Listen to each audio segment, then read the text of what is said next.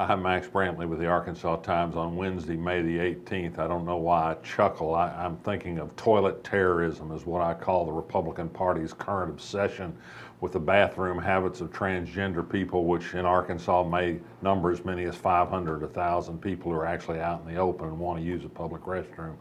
The latest development is that Arkansas legislators don't have enough to do at this week's special session. Representative Stephen Meeks wants the legislature to adopt a resolution urging Arkansas schools to ignore the directive from President Obama, and that directive merely said to follow federal statutes and court precedent in how they treat transgender students.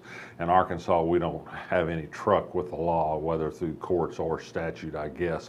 The Democratic Party is trying to fight back against the obvious political ploy by saying, we've got a lot of other bigger things to worry about, which is of course true. We're sliding pre-K education in Arkansas. We have hundreds of children on waiting lists for community services for the disabled and mentally ill, and the legislature wants to talk about the bathrooms. It does seem strange. I've run a great letter from Dennis Young, a former representative from Texarkana, who says the same thing but in much earthier terms. I encourage you to read it. Interesting exchange between Sarah Vestal, who in the 1975 class at Catholic High School was Charles Vestal, and went to school with French Hill, who's now the 2nd District Congressman. She tried to see French Hill yesterday in his office. He wouldn't see her, but he did answer a letter she wrote about the visit, and in an interesting comment noted that Arkansas currently, good news, does not have a law that prohibits transgender people from using a public restroom based on their biological gender or what they say their gender is now.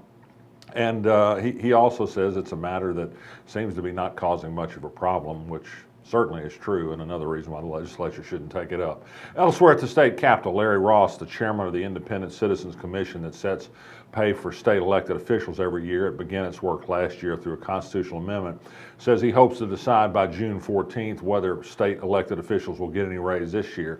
He indicates he doesn't think they should get one. They should be in lockstep with state employees who will not get a pay raise this year. I say a hearty amen to Larry Ross if that is indeed what he means by that.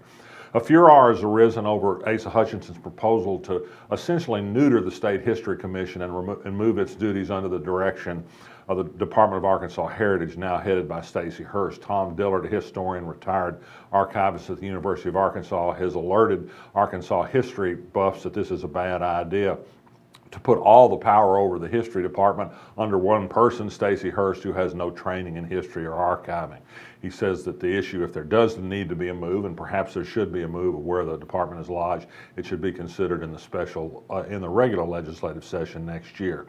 Interesting dichotomy on charter schools at the State Department of Education today. The panel that reviews charter school applications turned down one request from Haas Hall Academy for a new campus in Springdale. This is a very successful charter school, at least successful in terms of reaching mostly white, mostly higher income, high achieving students.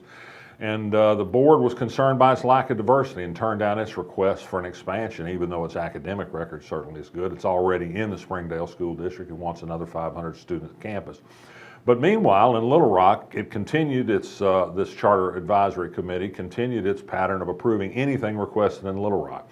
It expressed reservations about Little Rock Preparatory Academy's financial records. It doesn't seem to have the cash flow just yet to pay off debts to a national charter school management corporation that runs things there.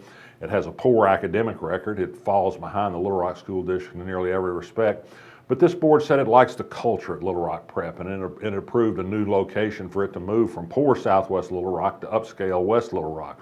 This is to a better facility. Strange decision when you look at the two of them together.